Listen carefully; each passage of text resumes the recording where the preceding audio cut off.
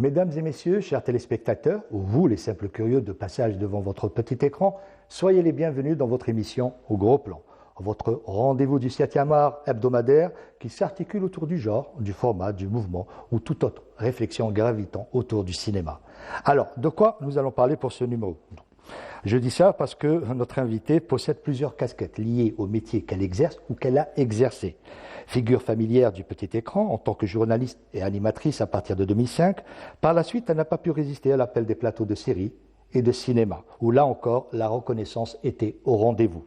La comédienne ne se contente pas d'endosser plusieurs rôles différents, elle est également une femme engagée, soulignée par le titre d'ambassadrice de l'ONU, PNUD, Programme de développement des Nations Unies Algérie. J'en dis pas plus. Gros Plan a le plaisir de recevoir Zahra Hakalt.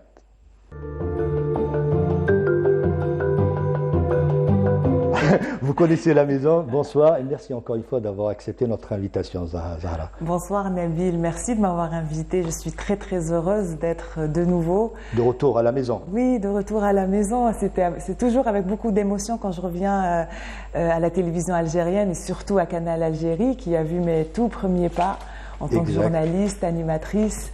Et on peut dire que vous êtes chez vous ici. Oui, et puis j'étais très heureuse en arrivant de recroiser les mêmes têtes familières qui ont, j'ai envie de dire, qui ont bercé ma jeunesse. Et puis ils n'ont pas changé, toujours autant les yeux brillent toujours, donc c'est des gens toujours aussi passionnés. Je les ai vus, comment ils vous ont accueilli, je les ai vus. Alors, vous avez, comme vous dites, vous avez exercé en tant que journaliste et animatrice au sein de cette chaîne, précisément, et le NTV en général.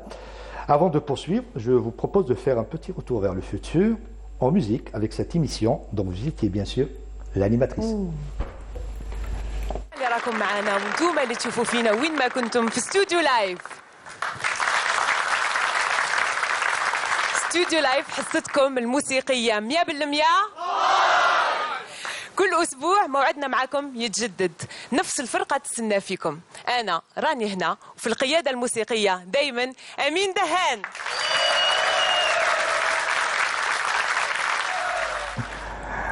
C'est un vraiment petit saut vers le wow. passé. Alors, parlez-nous un petit peu de cette expérience audiovisuelle. Waouh!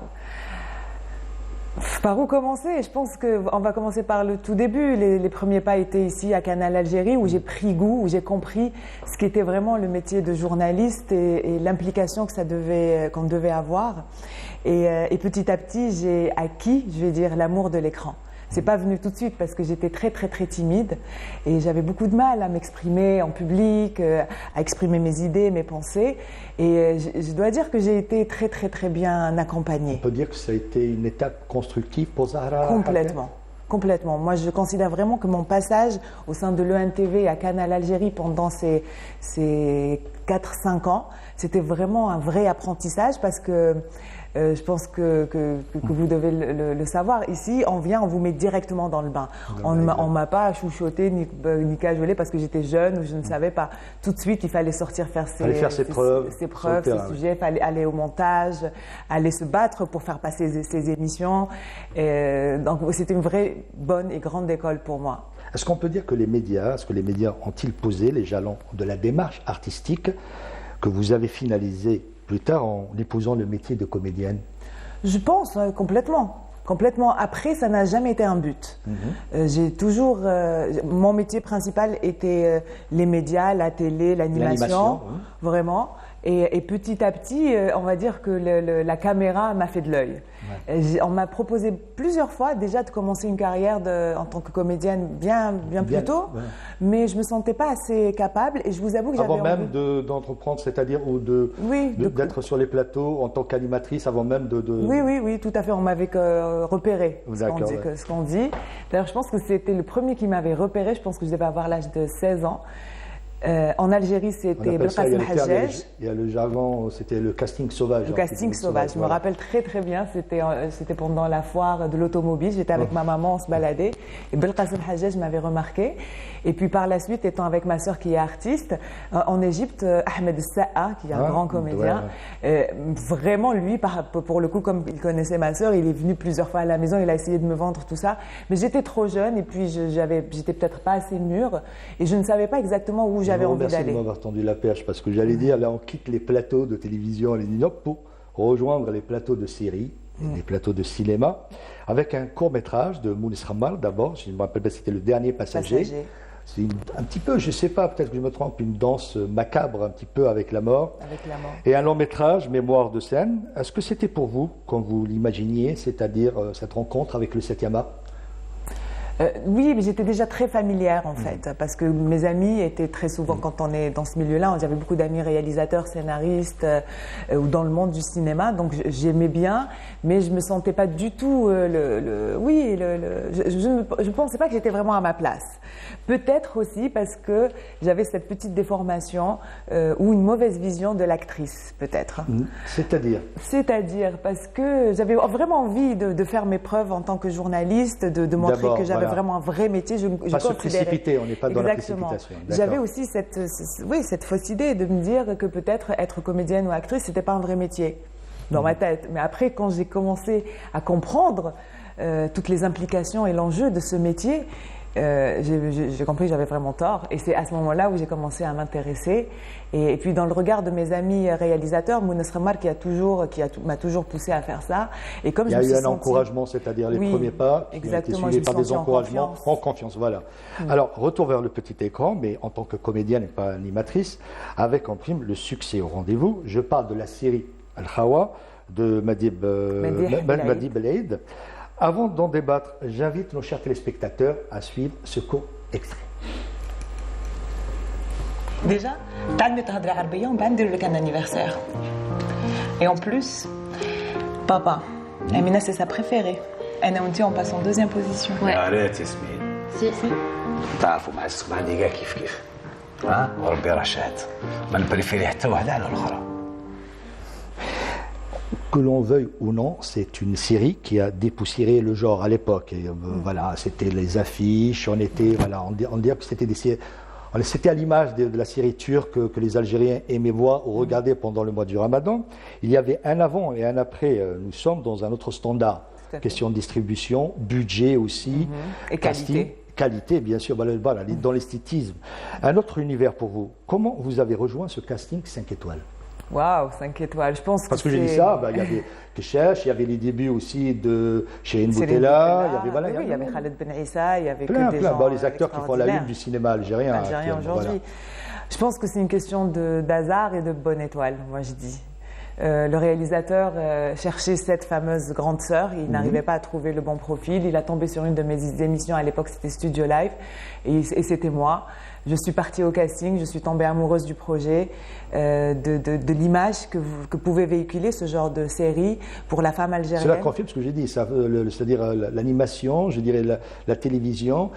Ça posait les jalons, c'est-à-dire ça allait Même si aujourd'hui, clairement, ce ne sont absolument pas les mêmes métiers. Être journaliste ou animateur télé, s'adresser à une caméra et endosser le rôle d'un personnage, ça n'a rien à voir. Mais je pense que ça nous donne une certaine aise quand même, étant dans un plateau pour l'apprentissage des textes, une certaine aisance, mais ça reste très très très difficile. Et pour moi, clairement, c'était un challenge. J'avais envie d'expérimenter autre chose, de faire autre chose. Parce que le scénario vous a plu. Et le scénario était extraordinaire, évidemment. Et comment vous êtes préparé pour ce rôle? Est-ce qu'il y a eu du coaching? Parce que, faut dire, vous avez suivi un cursus classique, je dirais. Comment vous vous êtes préparé pour Alors pour le premier, je me suis juste fait aider par mes amis comédiens parce que j'étais prise vraiment à la dernière minute. J'ai eu le temps de juste apprendre mes textes, de me préparer, de faire 15-20 jours de préparation. On a fait des lectures. Et puis je me suis beaucoup fait aider par mes amis réalisateurs, comédiens. Et puis par contre, pour la saison 2, où j'avais personnellement demandé à avoir un rôle un peu plus, qu'on peut dire, on appelait un rôle de composition, pour pousser un tout petit peu plus mes plus solide, plus présente. Et puis pour avoir une vraie légitimité, parce que je pensais qu'avoir été prise pour le premier, c'était un coup de chance, mais il fallait vraiment que je prouve mes capacités et à être vraiment une comédienne. Ça, c'est la comédienne qui parle. Oui. Il y a eu, je dirais, la comédienne, c'est-à-dire, pas une présence, et plus tard, il y a eu la comédienne qui voulait prendre en quelque sorte le rôle. Le rôle, exactement. S'accaparer le rôle. Voilà. Oui. Et pour la deuxième saison, c'était vraiment extrêmement éprouvant. Je ne sais pas si vous vous rappelez, c'était le rôle d'une femme qui était atteinte du cancer. Et pour moi, c'était vraiment un devoir de transmission parce que j'ai passé beaucoup de temps... Oui, ouais. J'ai passé beaucoup de temps à l'hôpital Mustapha, à accompagner ces femmes qui étaient dans leur processus de guérison, on va dire. J'ai partagé leur quotidien, j'ai parlé avec leur famille, leurs souffrances.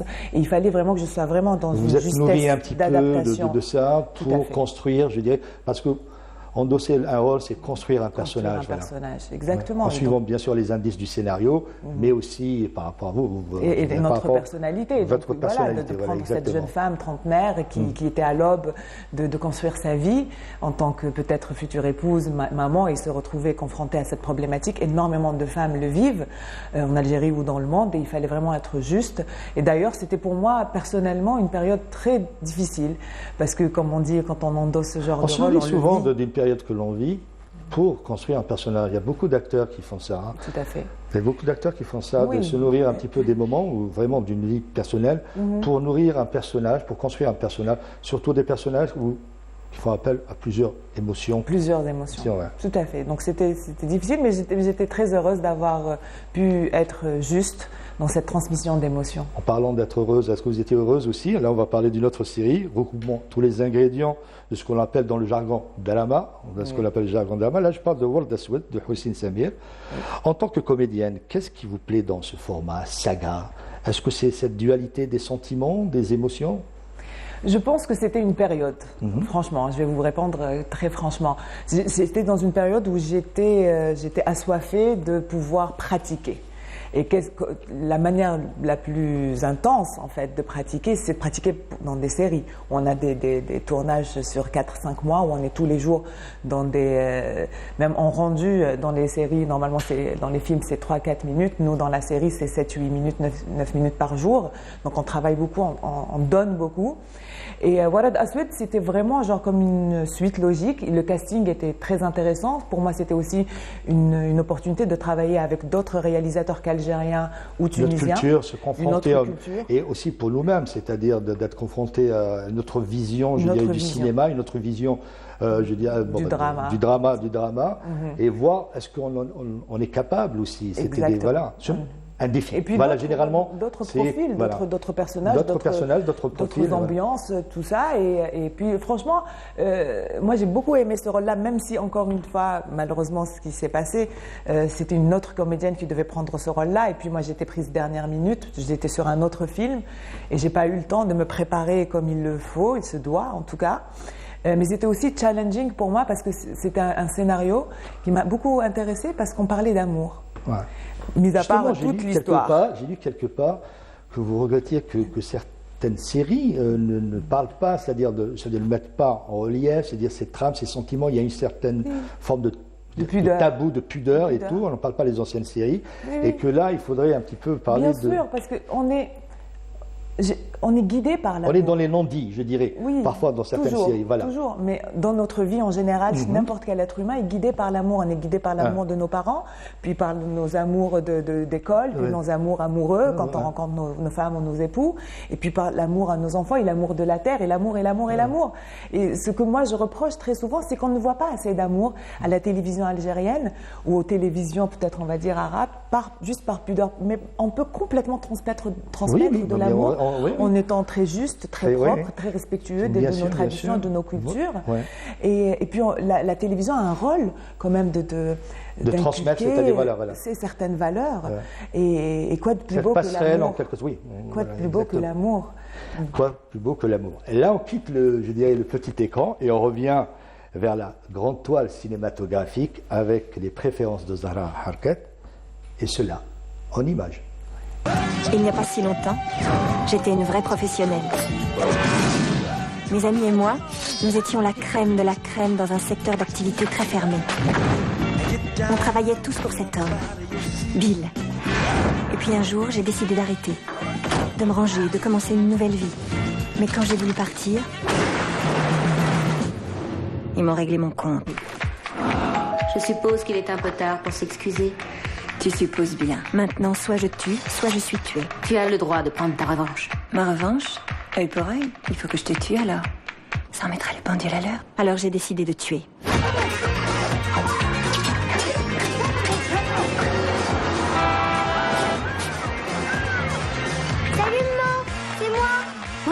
Et ça a été l'école? Bien, je me présente, lieutenant Aldo Rain. Et j'ai besoin de 8 soldats. On va se pointer en France en tenue civile. On n'aura qu'un objectif à atteindre et un seul. Tuer du nazi. Chaque soldat de mon commando devra me rapporter 100 scalps. Et j'entends avoir mes scalps. On est loin de la romance là avec Mais ce oui. dernier passage. Alors, Tarantino, une trame narrative qui a bousculé tous les codes du cinéma. Complètement. Ouais. Pourquoi cet attrait pour ce genre de film? Est-ce que c'est la patte du réalisateur ou l'histoire? C'est tout, c'est tout son univers, moi, qui me passionne. C'est lui-même en tant que personne qui me passionne. Je regarde des documentaires sur lui, je lis des articles sur lui. Pour reprendre sur le premier film qu'on a vu, les Kill Bill, c'est extraordinaire parce qu'on avait évidemment cette femme qui était au début un peu blessée, un peu meurtrie, qui se transforme en super guerrière, et en Wonder Woman des temps modernes. Et d'un autre côté, dans sa façon de filmer, de mettre la musique, de faire rentrer les personnages. La bande son, oui. La bande son est extraordinaire. Donc, on part vraiment dans un univers particulier, sonore, visuel, de rêve.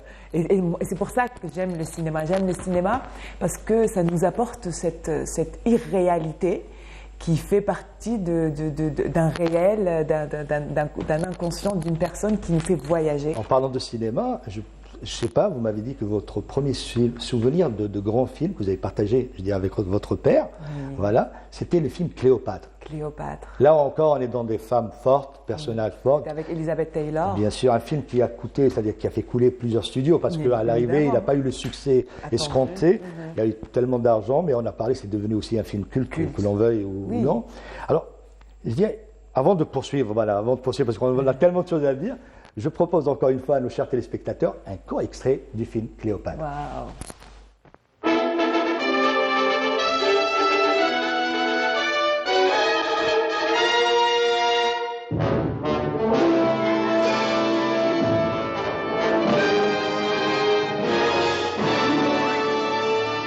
You will kneel I will what?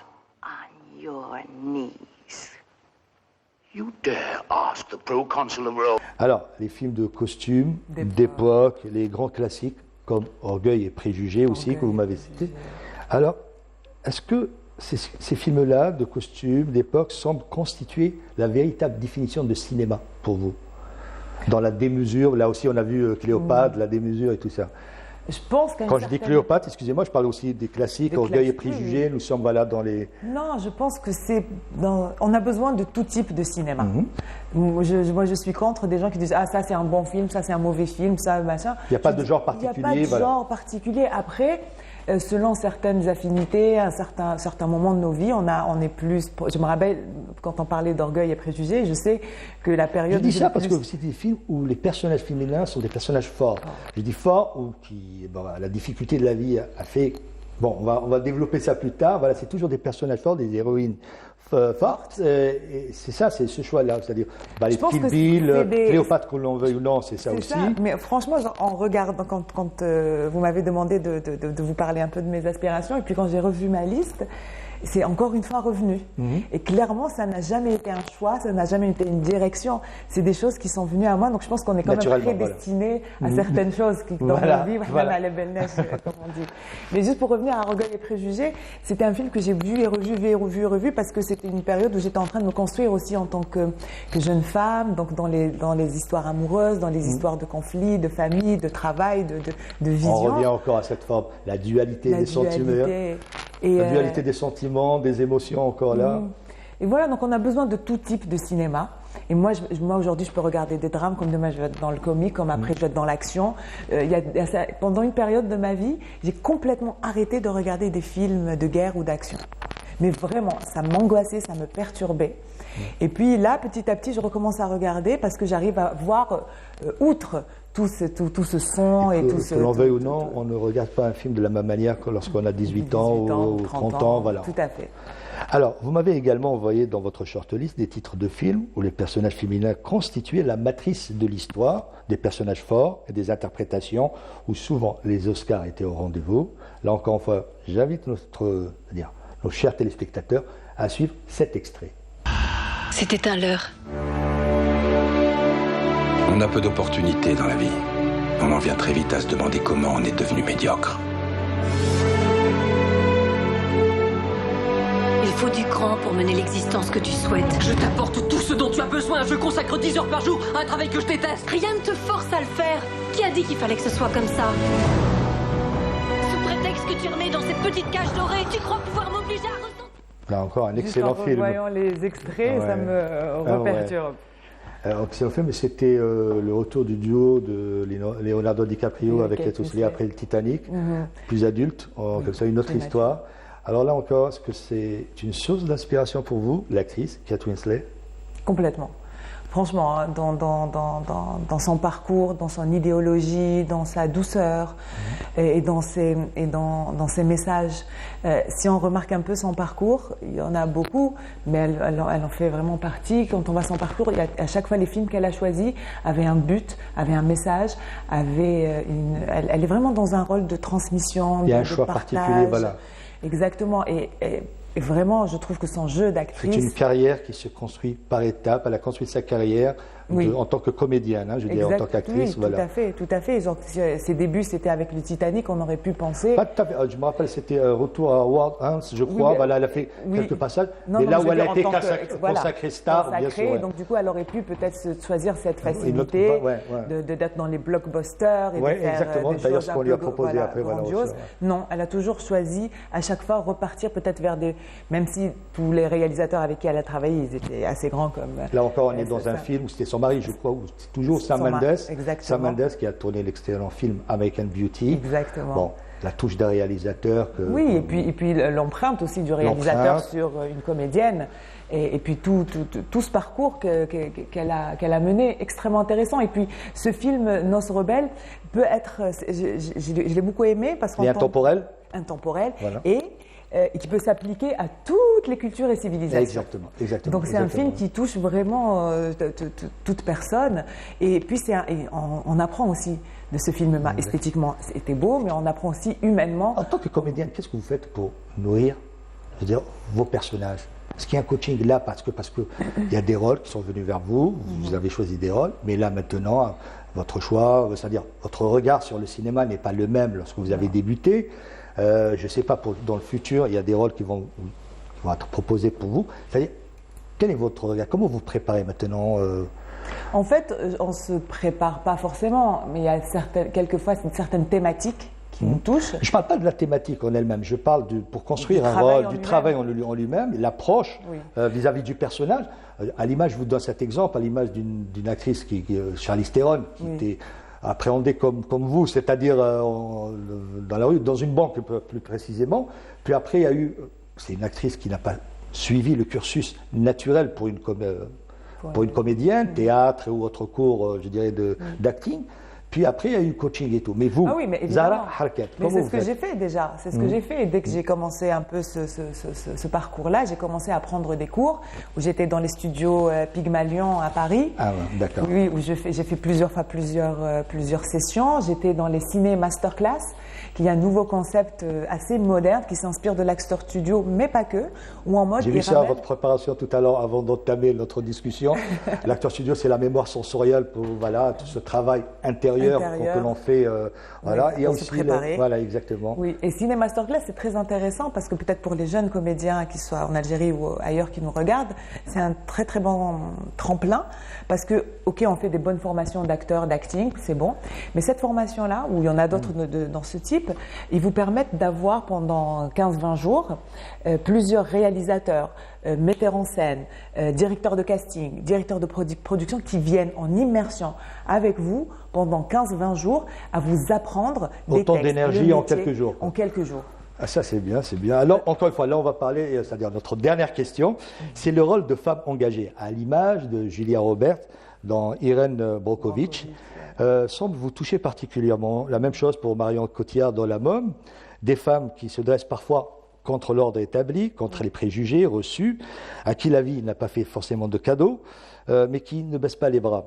C'est cette complexité, je dirais encore une fois, des émotions qui vous intéressent dans le choix futur de vos rôles? J'espère, toujours. On aimerait vous détester. Oui, J'aimerais bien aussi. Très souvent, je le dis aux réalisateurs qui viennent me voir me parler de certains projets, qui me proposent très souvent. D'ailleurs, tout le monde me demande pourquoi on ne te voit plus dans les séries, pourquoi on n'est plus présente. Déjà parce que j'estime que pendant 3-4 ans, j'étais très très présente et j'ai fait vraiment partie du paysage ramadanesque, j'ai envie de dire. C'est pour ça que maintenant on se dit où elle est. Mais moi, c'est une décision personnelle. Je n'aime pas être dans la redondance et d'être dans l'acquis. Donc, les choix sont plutôt ciblés maintenant. Exactement. Puis j'ai aussi ma carrière d'animatrice et donc du coup je continue à faire de l'animation qui est mon premier amour et métier, mais je continue toujours.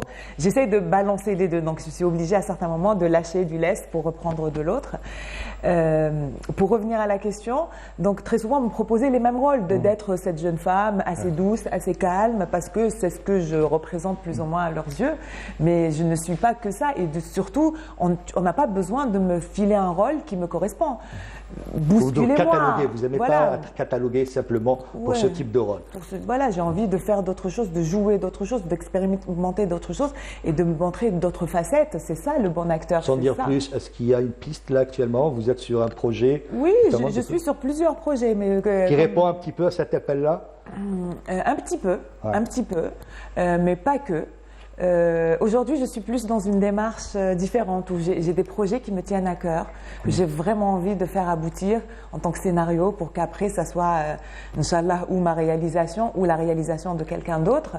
Et c'est encore une fois des histoires de femmes, une contemporaine et une de l'époque coloniale, forte algérienne.